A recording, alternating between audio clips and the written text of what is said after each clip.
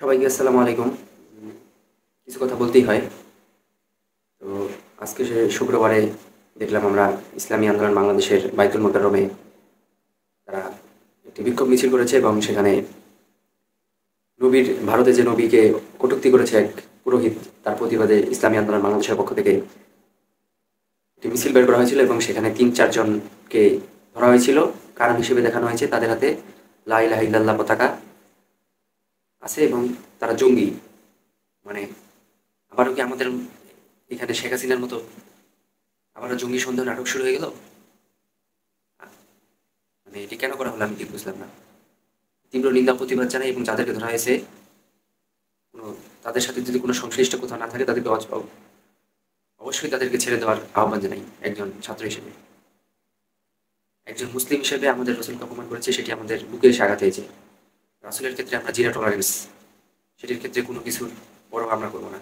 আমরা কোনো আমেরিকা কি বলতেছে না ভারত কি বলতেছে আমরা কোনো দেশকে দেখবো না। কে আমাদেরকে আফগানিস্তান ভাবতেছে নাকি ইন্ডিয়া ফিলিস্তিন ভাবতেছে আমরা তা দেখবো না।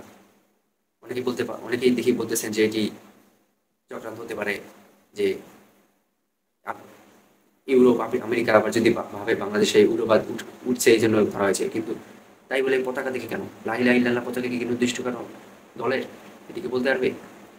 কেন তাদেরকে ধরা হলো? বলতেছে তারা বহিরাগত, তারা ওই মিছিলের কেউ না, তাদেরকে কেউ চিনে না। একটা মানুষ মিছিল করে কেন? মিছিল করে যাতে বাইরের মানুষ সেই মিছিলে অংশগ্রহণ করে। আর এই মিছিলটি তো এমন একটি বিষয় যেখানে প্রত্যেক মুসলিমের অধিকারী মুসলিম অংশগ্রহণ করা। সেই জায়গায় বাইরের হইলে তাদেরকে ধরে নিয়ে যেতে হবে, তারা জঙ্গি কিনা, পতাকার কারণে তাদেরকে জঙ্গি বানিয়ে দেওয়া হবে, জঙ্গি সন্দেহ করা হবে, এটা তো কোনো ঠিক না। তাদের হাতে কি অস্ত্র পাওয়া যাচ্ছিল?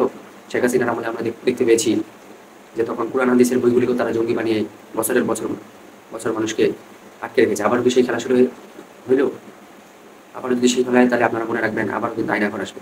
আমাদেরকে এর বিরুদ্ধে প্রতিবাদ জানাতে হবে যে যেখান থেকে পারি। আমরা এটা কখনোই এই ছাত্র সমাজ মেনে নিবে না। কিছুদিন আগে আপনারা দেখছেন প্রত্যেক স্কুলের ছাত্ররাও কীভাবে লা ইলাহা ইল্লাল্লাহ পতাকা নিয়ে আমরা আমাদের নবীর কটূক্তির বিরুদ্ধে আমরা দাঁড়িয়েছি। আমরা তো এখানে অন্য কিছু বলছি না। পতাকা থাকবেই, আমরা যদি দেখাতে চাই আমাদের লা ইলাহা ইল্লাল্লাহ মুহাম্মদ রাসূলুল্লাহ, আল্লাহ ছাড়া কোনো ইলাহ নেই, হযরত মুহাম্মদ সাল্লাল্লাহু আল্লাহর রাসূল, তোমরা এর অপমান করতে পারো না। আমরা এটা বুঝাতে চাই। কিন্তু তাদেরকে কেন ধরা হলো? এর তীব্র নিন্দা আমরা প্রতিবাদ জানাই। দিল্লি থেকে গোলামি ছাড়াইছি কারো, আমরা কারো গোলামি করতে চাই না। আমাদের যতটুকু শক্তি আছে আমরা মুসলিমরা ততটুকু নিয়ে এগিয়ে যেতে চাই। আমি ডক্টর ইউনূস সরকারের, আমি জানি না তাদের এইটিতে তাদের মত ছিল কিনা, কিন্তু আমি এর তীব্র নিন্দা প্রতিবাদ জানাই তাদের এই কার্যকলাপ। অবশ্যই যেসব পুলিশ তাদেরকে ধরেছে তাদেরকে অবশ্যই দ্রুত ছাড়তে হবে। এবং কেন তারা এমন পুলিশরা এমনভাবে তাদেরকে আটক করলো, এটা কখনোই ঠিক না। তাদের বিরুদ্ধে কোনো এলিগেন্স ছিল? সন্দেহ করে আটক করা একটি যৌক্তিক মিছিল, যেটি সারা দেশব্যাপী একজন মুসলিম 90% মুসলমানের দেশে, অনেক ইউরোপ কান্ট্রিতেও দেখতে পেয়েছি লা ইলাহা ইল্লাল্লাহ পতাকা নিয়ে নবীর বিরুদ্ধে বলেছে, সেই জন্য পতাকা নিয়ে দাঁড়িয়েছে। তো এটি তো হতে পারে না। আমরা ছাত্র আন্দোলন জনগণ দিল্লির এই গোলামি, মুসলিমদেরকে নিভিয়ে রাখা, শত শত ছাত্রের হত্যার, গণহত্যা, জীবন দিয়ে দিল, এই জন্য মত প্রকাশের স্বাধীনতা করতে পারবে না? তাহলে আমি এই আগের ভিডিওগুলোতেও ডক্টর ইউনূস সরকারের আলোচনা করেছি এবং সেখানে সবসময় তার পক্ষে নিয়েছি, কিন্তু আজকে একজন মুসলিম হিসেবে আমি অবশ্যই এর প্রতিবাদ করবো। আজকে তারা পুলিশ বাহিনী যা করেছে, তাদেরকে আটক করেছে এবং তাদেরকে যেভাবে পিছন মেনে নিয়ে উঠে নিয়েছে কোনো কারণ না দেখিয়ে, শেখ হাসিনা যেভাবে করতো, আমি অবশ্যই প্রতিবাদ জানাই। এবং একজন প্রত্যেক মুসলিমের উচিত এই বিষয়ে আওয়াজ তোলা। পতাকার কারণে কাকে কেন গ্রেপ্তার করা হবে? তারা এখানে কি করতে চেয়েছিল? তারা এখানে প্রতিবাদ স্বরূপ গিয়েছিল। আমার নবীর বিরুদ্ধে বলছে আমি সবকিছু ভেঙে যাবো, আমি সবকিছু ছেড়ে যাবো। এর তীব্র নিন্দা আমি প্রতিবাদ জানি। এই জন্য আমরা আন্দোলন করি নাই। মনে রাখবেন আবারও যদি এমন শুরু হয়, আবারও কিন্তু আইনাগর ফিরে আসবে। আবারও আমরা ফ্যাসিস্টের হাতে পড়বো কোনো না কোনো।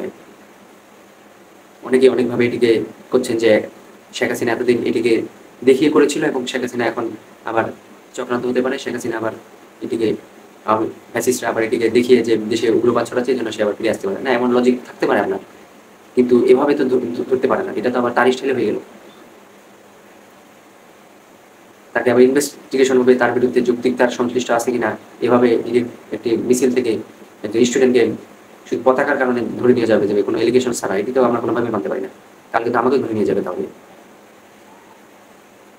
কথা বলার কারণে। আমি এর তীব্র নিন্দা প্রতিবাদ জানাই এবং যে যেখান থেকে পারেন এই প্রতিবাদ জানান। হ্যাঁ, আমরা তারা যদি কোনো কিছুর সাথে সংশ্লিষ্ট থাকে, খারাপ কিছুর সাথে, তাদের উদ্দেশ্য যদি ভিন্ন থাকে অবশ্যই তাদেরকে গ্রেপ্তার করেন। কিন্তু শুধু পতাকার জন্য যদি গ্রেপ্তার করা হয় তাহলে অবশ্যই আমরা কথা বলব। দরকার হলে আমরা আরও জীবন দেবো, আরও ফ্যাসিস্ট থেকে হবো। কিন্তু আমরা এটা কখনোই মেনে নেব না একজন মুসলিম হিসেবে। নবীর বিরুদ্ধে, নবীর নামে যারা অপপ্রচার করবে তাদের বিরুদ্ধে আমাদের জিরো টলারেন্স। আমরা প্রতিবাদ করব।